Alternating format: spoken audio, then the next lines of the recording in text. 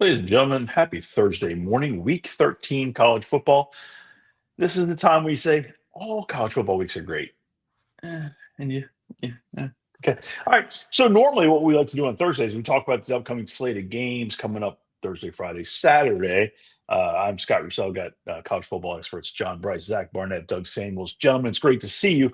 Normally, the way I like to do these things is talk through Friday, maybe jump to Saturday and start early in the morning, um, and then work our way through the day.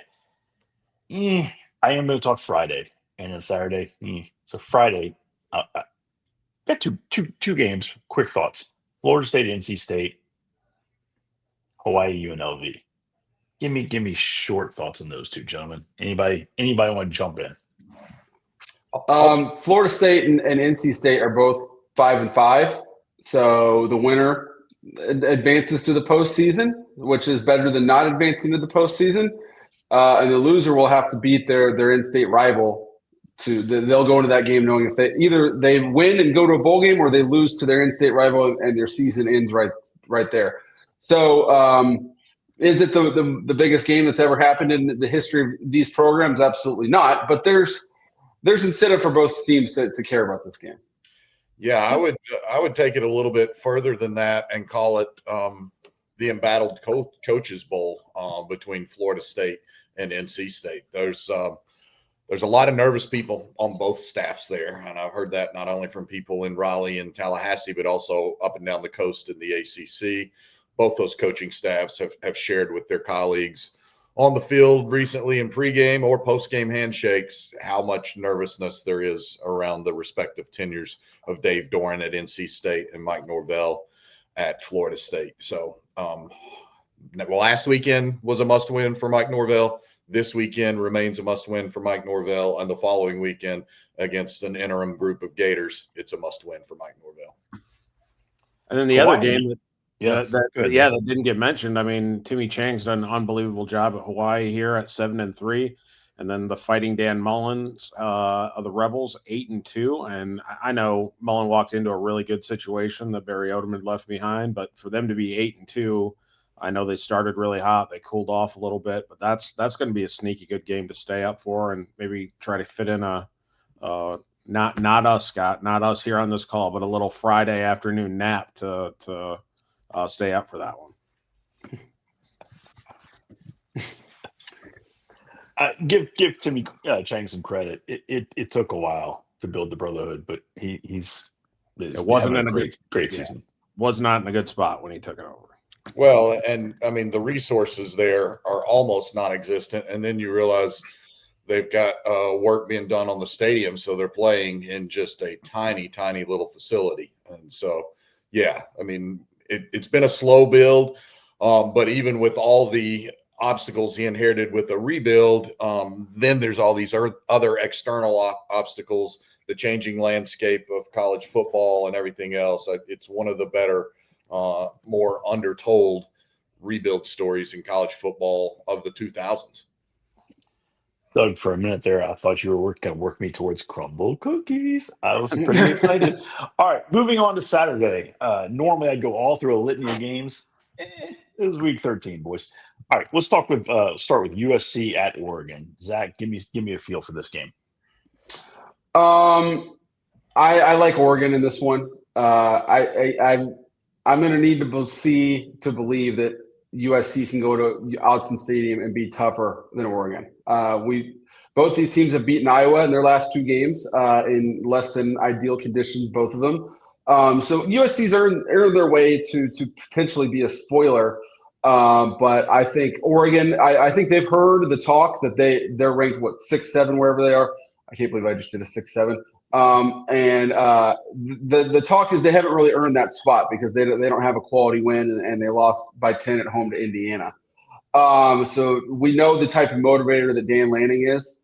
So I think he'll have his guys go out there believing that all 330 million Americans hate their guts and that they have to go prove it to the entire country by beating USC by 20 points. And I mean, it'll be a competitive game. I don't expect a walkover or anything like that, but I'll be very surprised if USC actually goes up and to Autzen Stadium in a must-win game and wins this game. put Lincoln Riley in Big Ten Coach of the Year candidacy? For me, it's which USC team shows up, and I'm with you, ZB. I'm leaning the home nest Ducks in this one. I did a quick weather check though, and does look like an unusually pleasant day Saturday in Eugene, sunny and in the 50s. So not the weather elements that we've seen Oregon play in recent weeks, either home or away, or Southern Cal for that matter, who got ran all over, allowed 306 rushing yards last month in a game at Notre Dame, but then proved to be relatively physically tough in wins against Northwestern and Iowa that are true blue-collar teams and just very rugged football teams. So can D'Anton Lynn, the excellent USC defensive coordinator, not only get his group playing physically and sound in its run defense, but can he dial something up to mess with Dante Moore? To me, it's which quarterback gets affected most is the team that will lose the game. So if D'Anton Lynn can dial up something on Dante Moore, or if Dan Lanning and company dial up something that really messes with Jaden Mayava. Zach is a proud father of a couple of teenagers. He went 6-7. That was aggressive. JB, I'm gonna come to you with this one. Pitt is at Georgia Tech. Both teams have one ACC loss. Big game. How do you see this one playing out? Huge game. Pitt didn't. Pat Narduzzi made very bizarre comments last week in advance of the Notre Dame game, and said he didn't care if they lost 110-3 or 103-10. But then he obviously cared about margin of victory because he called timeout with 1 second left in the game to score a cosmetic touchdown and make it 37-15 instead of 37-9. Pitt's got to play much more physically than I saw it play last week. It had some guys out. Maybe if that was an ACC game or an ACC championship, my understanding is a number of those guys would have played. Their best defensive lineman was out last week. One of their best safeties, who's a projected NFL player, also was out last week. And then Desmond Reed, the star running back, re-injured his ankle in that contest. So I haven't seen the latest ACC player availability report. But Georgia Tech's trying to bounce back and still control its destiny down the stretch with this game, and then Georgia looming. If the Jackets win both of those, they will be a playoff team regardless of any ACC championship scenario. Pitt needs help. It has to beat Georgia Tech and Miami and then win an ACC championship game to get into the playoffs. I'm worried about Georgia Tech's defense. We mentioned Sunday they needed 60 minutes to put Boston College away. It was a road game, but now you come home, you get Pitt, and then 6 days after this one, you got to go play Georgia. Yeah. Obviously, that's never easy, no matter the circumstances, especially on short rest. So I think if you're Georgia Tech, if you're a Georgia Tech fan, you want to put this game away early. You want to get Haynes King out early if you possibly can. I mean, not mid third quarter, something like that. Obviously, you want to win the game first, but if I'm a Georgia Tech fan, I'm watching let's put these guys away. Let's make this comfortable so we can get in the ice baths as soon as we possibly can to get as ready as we can be for Friday. You see any chance that actually happens? No. I think it'll be a 4-quarter game, and Pitt should be well prepared for this one. They've been focusing on it. Now, I would contend, though, for all the hoopla about Cade Bell's offense, and it does some fun stuff. It can be fun to watch. It's still a little too much finesse. So if Georgia Tech sets a really physical tone early, I'm really concerned if I'm Pittsburgh. I had this stat while I was watching last week's game. Pitt, on its first 25 offensive plays, had 36 total yards of offense. 25 plays, 36 yards. Later in the game, they had 144 yards of offense on 44 plays, and 41 yards had come on 2 plays. So they had about 42 plays to get 100 yards to start the game after being 25 for 36 yards. And that was near halftime. Vegas has to know something that we don't, because I looked at the total over-under on the Oregon USC game, and it was like 59.5. This one is at 62.5. So Vegas knows something that we don't. I think both of you hit the nail on the head with defense is going to play a big role here. Pat Narduzzi has been known for defense earlier in his career, but Buster Faulkner and Georgia Tech dial up 18 different variations of counter that are going to have, I think Pitt and Narduzzi's staff pulling his hair out. So I lean Georgia Tech on this one, and I think they're the best team in the ACC right now. Doug, if you had to put a number on it, just ballparking, how many different ways do you think Buster Faulkner and Brent Key have to run counter with this team and this personnel they have? I'm not. Can infinity be a number? I mean, I they've done a great job at finding what their bread and butter is over the past 2 or 3 years, and doubling down with boots and reads and RPOs and everything they can do off counter. They're the best counter team, GH counter team or GY counter team in the country. And then you've got, Lincoln Riley and USC. That's a really good GT counter team. Good stuff. All right, gentlemen, Big 12. This game had so much sizzle, and then Cincinnati lost twice. BYU's at Cincinnati. Big game for the Cougars. Zach, what do we see here? BYU, I think there's an argument that some people outside the Big 12 are saying, well, BYU, they beat Utah by 3. What have they done outside of that one? Why are they ranked number 11? And then everyone within the Big 12 is saying this team should be in the top 10. They've lost one game on the road to a really good team, but they've handled their business outside of that. So I think you should see a motivated BYU team. If they have any shot at an at-large bid, they've got to go win this game. And I like the Cougars to take care of business. Agreed. JB? Yeah, I think BYU's physicality is probably the difference in this contest, especially the way that Cincinnati has been beaten up the last 2 weeks. It's one thing to get physically manhandled on the road at Utah, but Arizona took the fight to Cincinnati last week, beginning to end, and really controlled that game almost the entirety. I know it ended up a 6-point final, but Arizona led that thing basically wire to wire. And probably the biggest win of Brent Brennan's 2-year Arizona tenure. Whereas Scott Satterfield had them 7-1 a couple of weeks ago and in conversation for National Coach of the Year. And he's still done a really good job, and they've invested heavily into that roster, particularly quarterback Brendan Sorsby. So he has to go off to have a great game. I just think BYU is the physically tougher game. And as someone out there told me, Bear Bachmeier is a little unpolished, but he also doesn't know what he doesn't know. The dude just goes and plays ball, and there's something to be said for that. I think he's a stud. He's fun to watch. All right, I got a shock. It basically means we haven't talked about the SEC early enough. It's a rule thing, whatever. So I'm not going to talk about Samford at Texas A&M. Moving right along, Missouri's at Oklahoma. Oklahoma needs to win that game. Missouri's going to give them hell.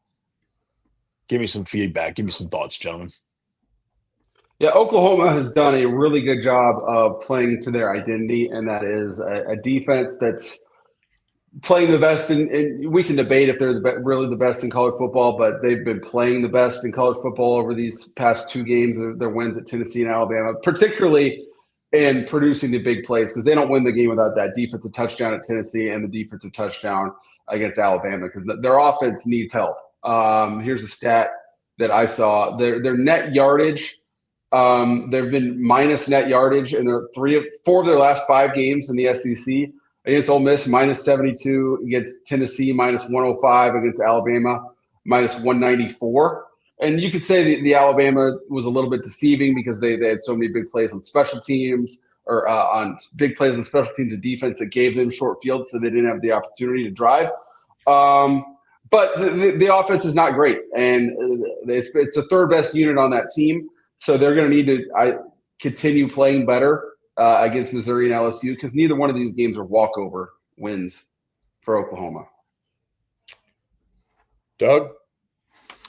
Yeah, I mean, I think Oklahoma's struggles a little bit offensively have gotten exposed. I think that was the talk of the first part of the season where in my conversation with people around college football, people were trying to figure out how can we duplicate the OC quarterback, bringing them both together. And I think that has infused the Sooners with some identity offensively and being able to move the ball. But really the story is Brent Venables taking over the defense and getting them back in the top 10 where everyone in Oklahoma expects them to be. I think Missouri has really taken some missteps the past couple of weeks after a couple key injuries. We talk about Ahmad Hardy, I think, every week here, toting the rock. I didn't realize that Keyshawn Lacey, the running back at Ole Miss, was a Missouri product as well, was there for a little bit. So that running back room there was loaded. So credit Eli Drinkwitz and his staff for their ability to recruit. But I just think Oklahoma's playing really good football. That was shown last week. They're doing enough on offense to win, and defensively they're going to be in every game. Yeah, for me, it's how much can excuse me, I apologize. How much can Missouri affect Oklahoma quarterback John Mateer? And Missouri did a really good job with that against Alabama earlier this year. I know that the Tigers lost that game at home 27-24, and if they lose this game at Oklahoma, they'll be losers of 4 of their last 6 after starting 5-0 and being ranked in the top 12 or so. But in that game against Alabama, the Missouri defense had 7 TFLs and sacked Ty Simpson 4 times. It has to do something similar. It has to do something similar to have a chance against Oklahoma. And then it has to be able to sustain the run, as you guys have noted. If Ahmad Hardy is on the field for more plays than John Mateer, that's the recipe for Missouri to get a win in this game. Drink has done a fantastic job in Missouri, caught a lot of eyes, and I think Drink's in a lot of conversations like, hey, could he be our guy? For somebody for big job. Not that Missouri's not a big job, but he's in the conversation. Yeah. In places like Red Stick and Happy Valley and all those. I think Drink wants to score a little upset here, and they're going to be motivated. Good. So I want to talk about this because we skipped past this game earlier, and I think it's a good point to bring this up now. How is the sausage made in the college football playoff? The hide the ball trick that the committee does to promote certain teams at the expense of other teams. Missouri's ranked 22, and Missouri's a good football team. Missouri has done nothing to earn that ranking. They have not beaten a Power 4 team that's above 500 all season long. Tennessee is 20th, has not beaten a Power 4 team above 500 all season long. But those are 2 ranked wins for Alabama and potentially another ranked win for Oklahoma on Saturday. Whereas LSU or Louisville and SMU are playing a big game in the ACC. They're both 7-3, and you could poke holes in any 7-3 team's resume. But both of those teams have wins over Miami, and that's not enough to somehow get them ranked. While as Missouri and Tennessee have done nothing. So if you rank LSU or Louisville and SMU, then Miami's got a slightly better resume. Alabama's is slightly worse. So I just think it's interesting the tricks that the committee plays to slot teams where they want to slot them. I wouldn't call it tricks. I think diving down onto the data and studying like 12 different metrics. And I agree with you. Like, for the record, I just don't think it's tricks. I just think, Missouri and Tennessee are a little bit hollow for sure.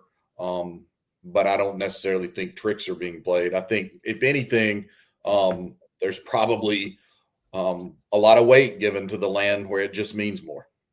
I also think a lot of weight is put into where you started off in the preseason. Like, if you're a preseason top 10 team, I mean, we're talking about a Missouri team that, outside of this Mississippi State win this past weekend, and you take away a 2 overtime victory, Auburn, that very easily could have been a loss. They've lost 4 of their last 5. To rank them in the top 25 is wild.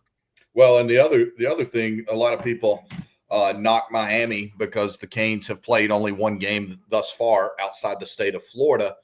Missouri didn't leave the state until like the 7th week of the season. Oh, yeah, that Auburn game. Okay. Games on the opposite end of the spectrum. Derek Mason is in year 2, just having a horrendously bad season. They got one game that they should win We got Sam Houston coming to town.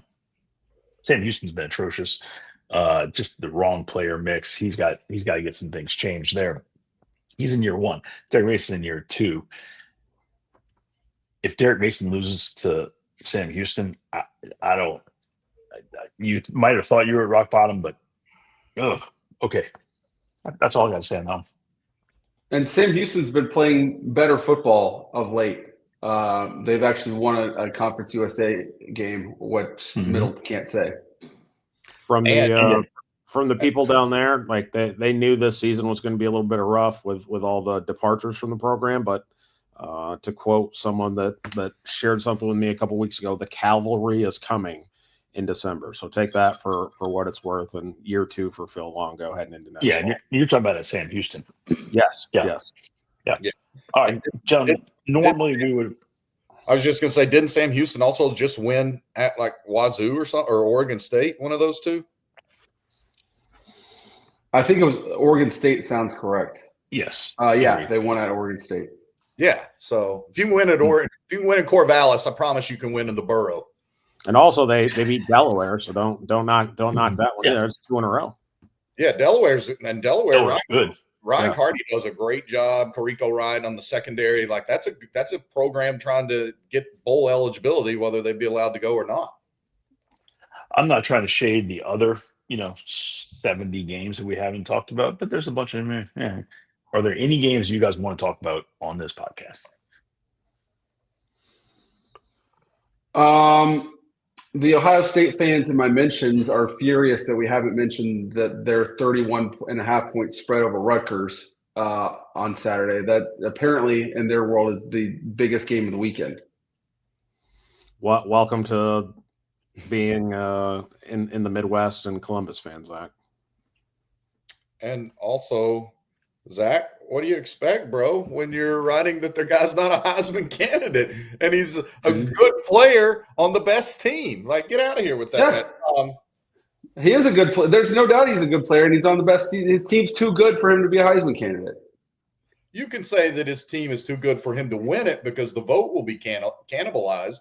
You can't say he's too good as a freshman doing what he's doing to be a candidate, to be a Heisman candidate. The game I want to talk about is the game where game day should be this weekend, and it's Montana State at Montana, the Brawl of the Wild. I will go to that game sometime.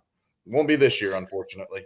Maybe it will be in Bozeman, where they've just done unbelievable facilities upgrades. And those are two coaches, frankly, that should be getting more FBS looks than they are, although Brent Vegan, I think, is in the conversation at Colorado State. Bobby Hawk should get another FBS shot as well. That's the best game of the weekend. Like, it really is. Like, the Brawl of the Wild is the game I cannot wait to watch. I'll be following it incredibly closely, and I think that's where game day should have gone this weekend.